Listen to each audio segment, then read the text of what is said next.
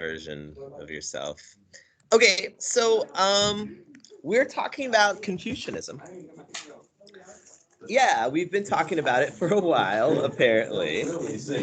And when we've been talking about Confucianism, one of the things that we mentioned is that, you know what, this guy, Confucius, he grew up in this chaotic time called the Warring States period.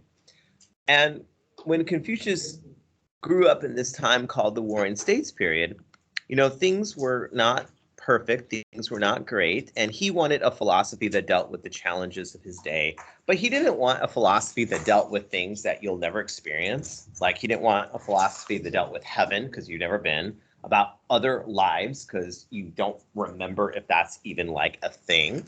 He wanted something that was practical, something that focused on here, not heaven. But Confucius also said that we should have a philosophy that as you change, what impact should you have now that you're changing? Yeah, you should ultimately change the world. He said yesterday, if there's righteousness in your heart, there'll be beauty in character, harmony in the home, order in the nation, peace in the world, no pressure. But you can actually do that if you do right. But he also said there's some ground rules to making this happen. He was a big fan of the patriarchy, male-dominated society. And he said that all of us, we have a role to play. And actually, the universe works best when we play our role. If you don't do your role, actually, China can fall apart if you don't embrace the patriarchy, if you don't embrace your role. He said there was a term that we talked about last time called filial piety. And we said that this is a lot of things, but basically it's the responsibility to honor what people? Your parents, right? Filial piety is your responsibility to honor your parents. A lot of ways to honor your parents. One way you could honor your parents is by having what kinds of children? Boys, right? And that's super important because all of us, our parents will die. And our grandparents, if not dead already, they will be. And in Confucianism and in Chinese thought more broadly, what should I do regarding my dead loved ones?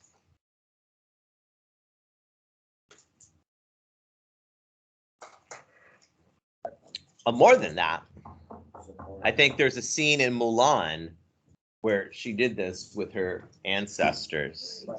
Pray to them. In fact, I think there was a section that was called, divination. There was ancestor worship, that I have a responsibility of asking dead great-grandpa about questions. And listen, if I don't respect my dead grandfather, if I don't ask him for advice, what could he possibly do to me? He could actually send curses and haunt me in some ways. I need to keep the ancestors happy. And I need to have male heirs to be part of this process. We talked about 4 different levels of authority. We said that if there was a number 1 spot, or we're about to do that now, right? Yeah. Number 1 is going to be the father. He's the head of the home, no question about that. Number 2 might be an odd choice, but at the end of the day, after the father is number 1, number 2 is actually the sons. Number 2 is the sons. Number 3 is the mother, and number 4 are the daughters. And how do I arrange the daughters? Yeah, it says in the parentheses by age, right? Oh, yeah. So this is the order. And that's kind of weird because we have the sons above the mom. But in Confucianism, there was something called the 3 submissions. Well, what does it mean if I say you need to submit to someone? Bow down? Yeah, you listen to what they say. And in Confucianism, there's something called the 3 submissions, that there's 3 men every woman will submit to in their life. If you're a teenage girl, 16, 15, what man should you have in your life that you are submitting, listening, obeying, and honoring at age 16? Your father. Your father, right? Now, you're going to grow up and get married. And when you're married, what man should you submit, listen, obey, and honor? Your husband. Your husband will not live forever. In fact, the average woman outlives the average man. And when, right when Salem takes out that big life insurance policy, it's like, well insured, and then he accidentally falls down the stairs, you know. Marry an old rich man and just wait it out. Right, wait it out, right? Now, in Confucianism, once your husband dies, you still need someone to have authority over you, someone to protect and provide, and someone that you in some ways will submit to. When your husband's dead, who should a woman submit to? Your sons. Your sons. So there's 3 men you'll never have to worry, is someone in charge of me? You'll never have to worry, who do I listen? It's all taken care of. You'll submit to your father, you'll submit to your husband, and then you'll submit to your sons. These are the 3 submissions. And it says on the handout that the duty of children to their parents is the foundation from which all virtues spring. The family is everything for Confucius. It's where we learn to communicate, where we learn to submit, where we learn to work together, where we learn to forgive. Children, your duty to your parents is the foundation from which all virtues spring. But then it says on the handout, the most important members of your family are those who have died. The most important members of your family are those who have died. If your grandmother's dead, she's even more important in death, because now I can ask grandma for advice.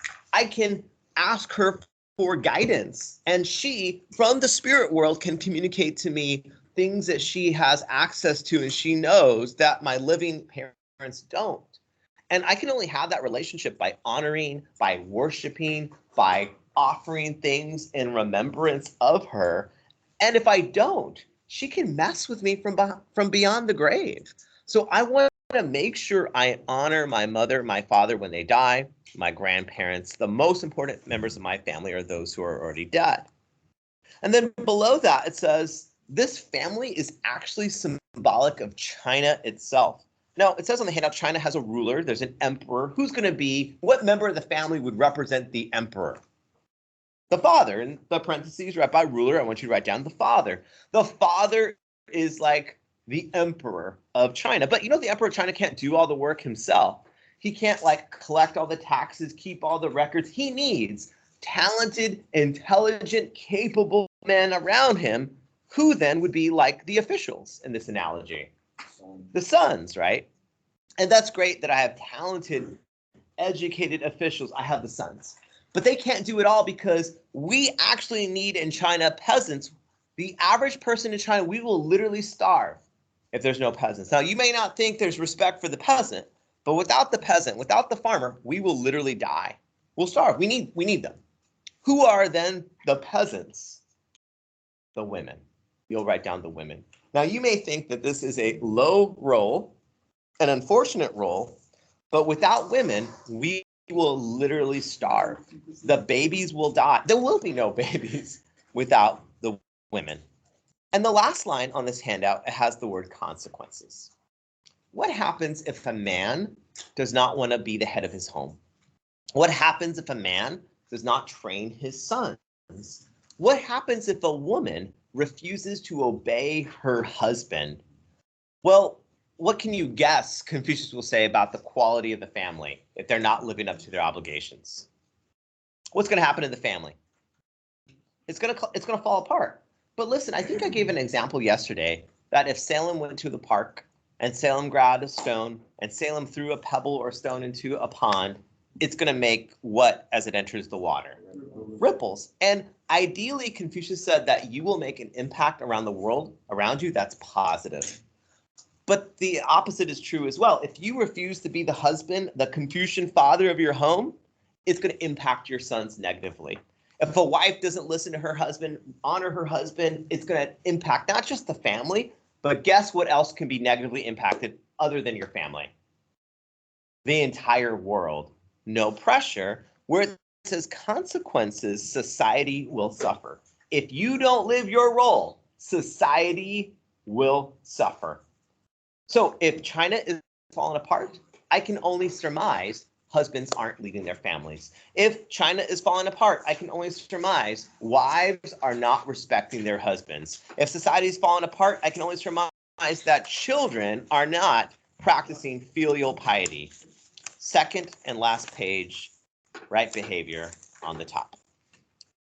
In Confucianism, there is something called the Silver Rule, and it's written out for you in Chinese, but in English, it says Zigong. It says, on this handout, James, will you kindly read where it says, after it says Zigong, a disciple of Confucius asked, is there? James, will you read that is there and read it to the end? Is there any one word that could guide a person throughout life? The master replied, how about Shu?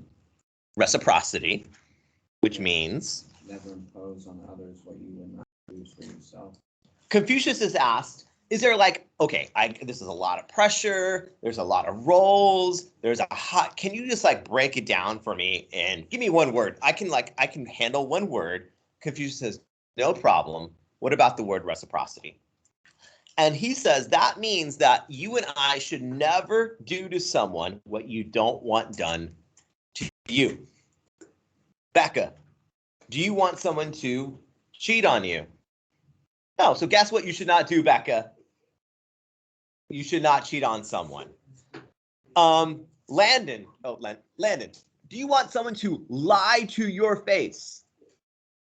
No, so Landon, guess what you should not do?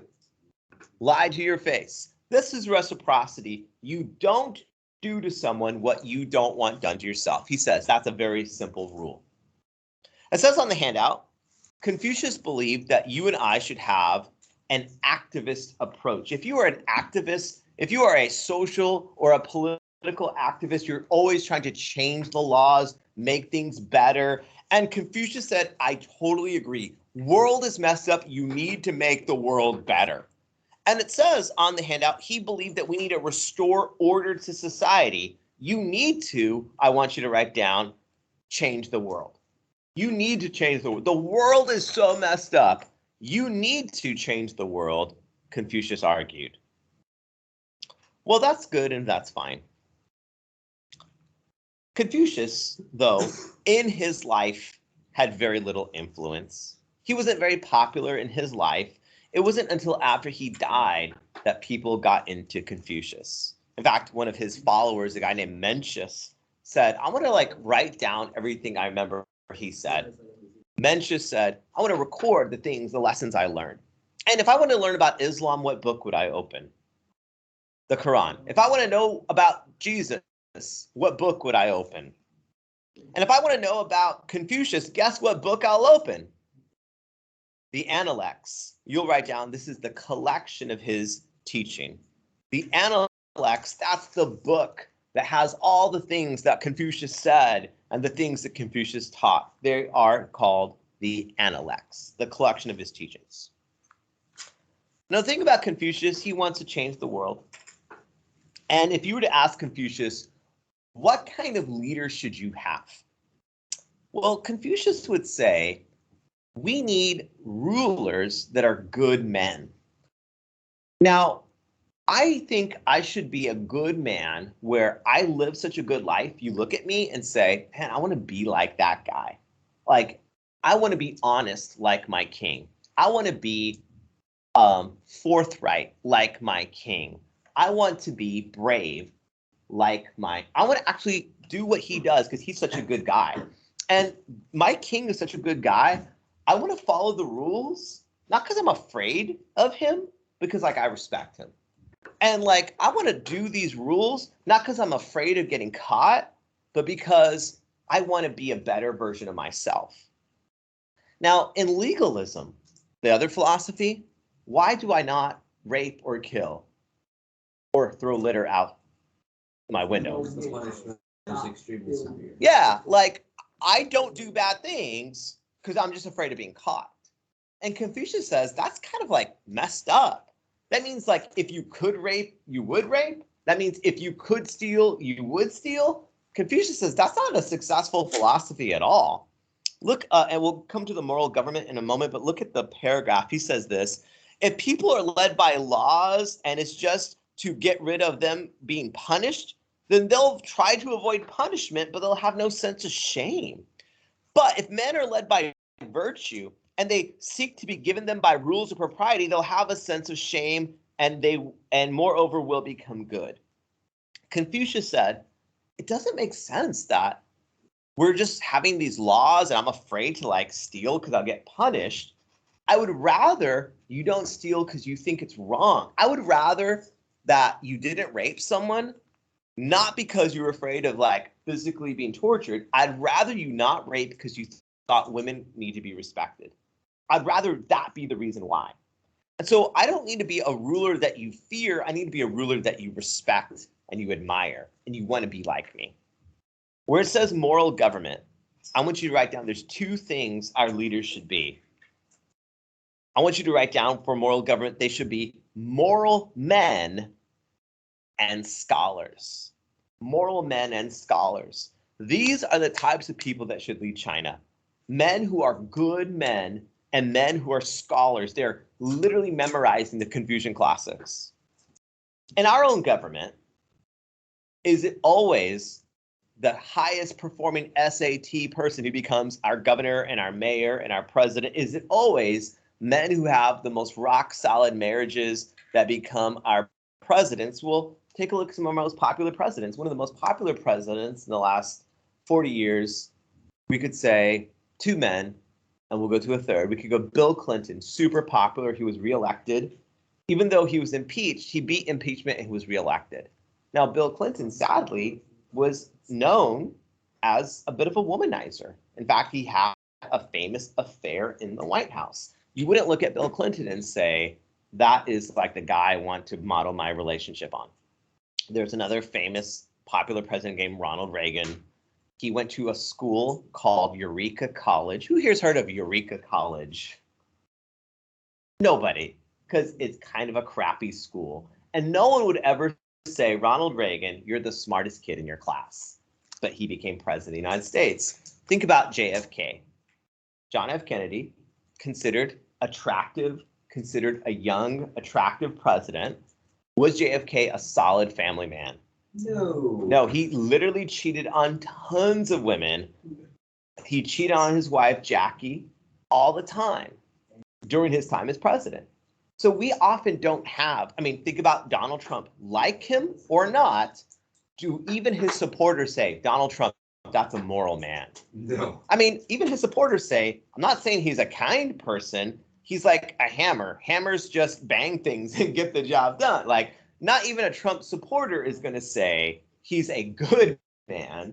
He's just an efficient one. You know, like he is a, you know, whatever. But no, or Joe Biden, love him or not, do Biden supporters say, Biden, this is like a scholar. Every time Biden speaks, it's like scholarly wisdom. No, right? What's that? No, I have no idea.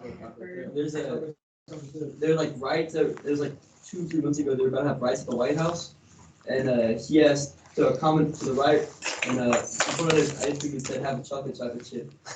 Okay, so there you go. So listen, Confucius says, who should be our leaders? The smartest kids. Think of the smartest 3 kids in your sophomore class. Think of the kindest person in your sophomore class. Those are the people who should be our leaders, but they're probably not going to be. The people who become our presidents and our governors are often not those people at all. But Confucius says they should be. Our third philosophy is Taoism. Now, there's actually 2 ways you can spell Taoism, with a T or D. Either way, you pronounce it Taoism. If it's spelled T-A-O, you don't call it Taoism, you still call it Taoism. And this symbol is probably one you've seen before. What symbol is this called? Yin Yang. And those colors represent things. Traditionally, people have commented and argued that the white represents goodness and purity and righteousness and wholeness and masculinity. And the black has represented darkness, uncertainty, wavering, moral ambiguity, and woman. Now, that's, you know, the patriarchy continues to show up, but there's some good news though, because If you notice that white, which represents men and goodness and stability and strength and all those positives, there's a little bit of what inside of that white? A little bit of black. And inside of the chaos of blackness, there's a little bit of white inside. And they're actually balanced, you can see. So there is a binary, but there is a balance in this binary in Taoism. Well, let's look at Taoism. There's a guy who starts this, and his name's Lao Tzu. And Lao Tzu, he also grew up in the Warring States period as well, just like Buddha. And if things are falling apart, you kind of want answers, like how can I make sense of the world falling apart? Well, for him, he encouraged people to follow the Tao or write down the path, like a road, a path, a way. We'll write down the path. Now, there's a problem with this path, though, and that you and I could get mixed up really quickly.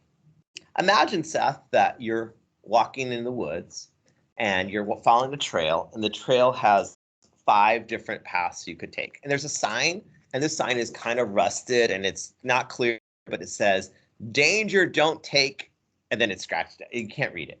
There's 5 paths in front of you. And you want to move forward. And so you start off on one of the 5 paths, and then a park ranger shows up and says, Seth, don't go down this path. It's deadly. This is the wrong path to take. If he told you that, Seth, what would probably be a natural follow-up question you would have about what to do next? Why is it dangerous? Why is it dangerous? What else might you ask? Wanting to... Yeah, which path should I take, right? Like, you want me to take a certain path, which one should I take?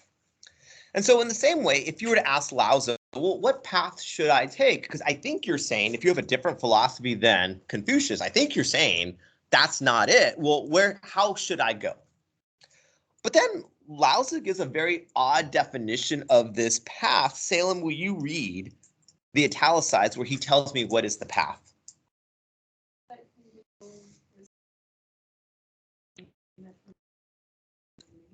Oh, that clears it up. He says, the way that can be told is not the eternal way, and the name that can be named is not the eternal name. That does not make any sense to me. But let me give you an analogy to what I think maybe he's arguing. If I, for example, Brooklyn, was concerned I've never had coronavirus. I'm fully vaccinated, but I've never had it. And no one in my family has had it, in my nuclear family. Brooklyn, if I wanted to have like a checklist, maybe I want 3 or 4 symptoms that I could know. If I was feeling bad, I could go, okay, check, check, check. Oh, I think I have COVID. Brooklyn, what are like 3 or 4 things that I would feel that I might say I have COVID? Okay, fever. Okay, what else? Sore throat. What else? Nausea. People have reported that. And what's another thing? I might lose my sense of smell and taste, right? So maybe there's like some guidelines. We all kind of agree those are some things. I might also have difficulty breathing. I might have also a hacking, a nagging, a cough, right? Maybe those are like 5 things we can all agree. Even if you've never had it, you agree, right? Because COVID's a common experience. Well, let me ask you a related thing. Let me ask you about love. How would I know? What would I feel? Let's say I've never been in love. And Samantha, I want to know. And again, have you had COVID? You did, but you told me what it was like, even though you've never had it. And I agree, those were good checklists. Though you've never had COVID, you could tell me what it was like, how I would feel. Even if you've never been in love, all of you've heard about it. You've seen movies about it, heard songs about it, read stories about it. You're familiar. This is not a new thing. It's not a new 2021 thing that's trending. It's like an always thing. Samantha, even if you've never been, my question is, how would I feel, Samantha, if I wanted a checklist to know I'm in love? What would I feel? Okay, I feel happy, but there's got to be more because I go to Whataburger and I'm happy. I'm not, I mean, in a sense, I love that, but I'm not in love with Whataburger. But there's got to be more than that because things make me happy all the time. What else? How else would I feel? Is that it? That's it? If you're happy, you are in love. That's it. Is there another feeling I would have? Okay, describe butterflies to me. Like bubbly. I would feel bubbly. Is this like in a part, like, I was talking about COVID, it's like shortness of breath. Where does the bubbliness? So if I feel like there's bugs in my stomach, I might actually be in love. Okay, Penelope, is there something else that I would feel? So far, I feel happy, and I feel like there's bugs in my stomach. I'm on my way to being in love. What else, like Penelope, would you feel if you were in love? Give me.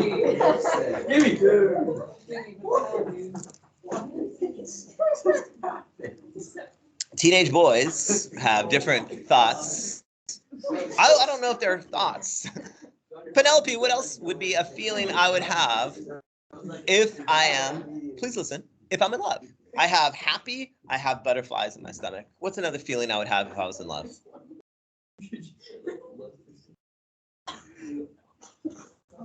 You've never heard of love before? Okay, so, you're looking confused. She's never had COVID, but she told me right away. Give me one thing. I have butterflies and happy. What else, Rios, would I feel if I was in love?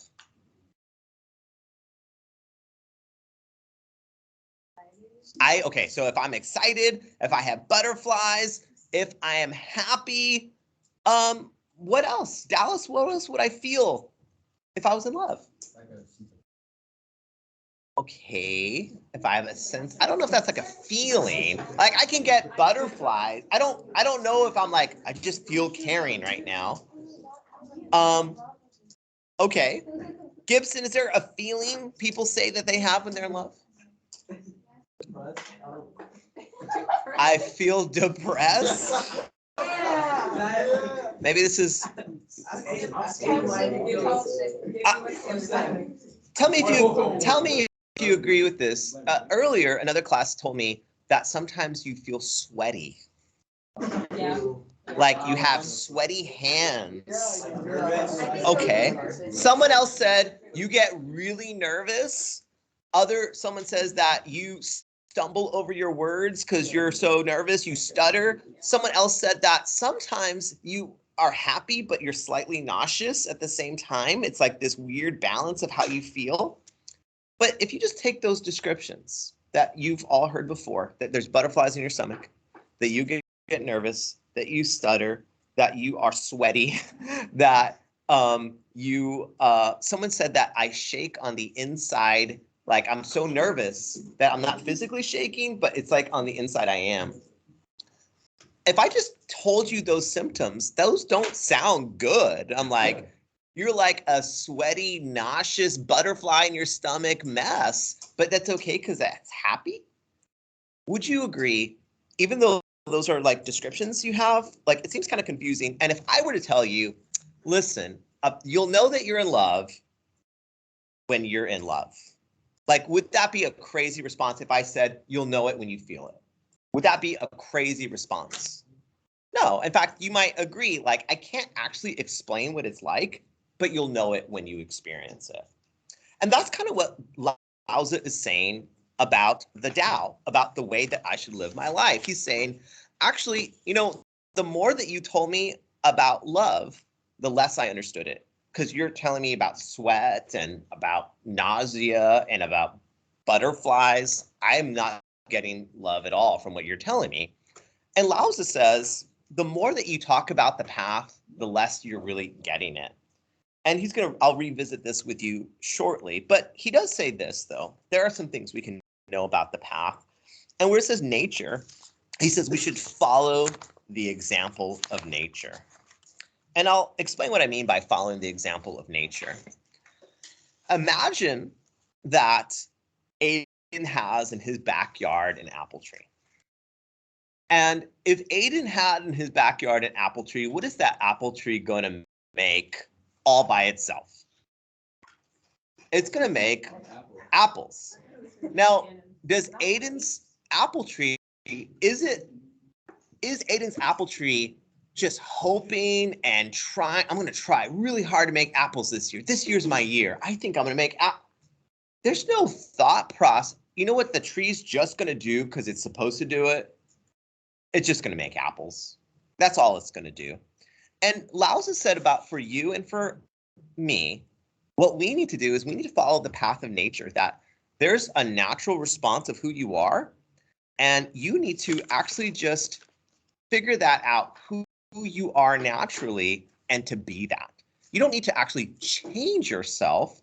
If I were to look at Aiden's tree and say, you know what, Aiden's got a great apple tree, but I really wish it made oranges.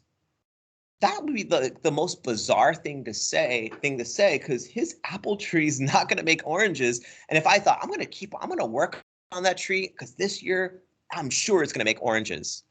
Why would I? That's like the most ridiculous thing ever. And Lao Tzu says some people try to change themselves so much, they're trying to fight against their very nature. And that doesn't make sense. Go ahead. Oranges grow on trees. I actually have an orange tree in my backyard. Oranges grow on trees. Yes. We learned one thing today, buddy. It says on the handout, there are things we should avoid. And where it says violence, we'll write down violence should be avoided. Where it says violence, we'll write down violence should be avoided. So far from Lao Tzu, I'm getting I shouldn't try to change things. I should follow the path of nature. I should also not be violent. What two philosophies does Lao Tzu not agree with? What philosophy says violence is an important part of keeping society in order? What philosophy says I should actually try to change things? Confucianism. Lao Tzu disagrees with the answers the other two philosophies get. Actually, it says on the next line, it says not activism, it says inactivity. We'll write down that we should not change the world. Where it says not activism, it says inactivity. We'll write down we should not change the world. We should not change the world. Where it says inactivity.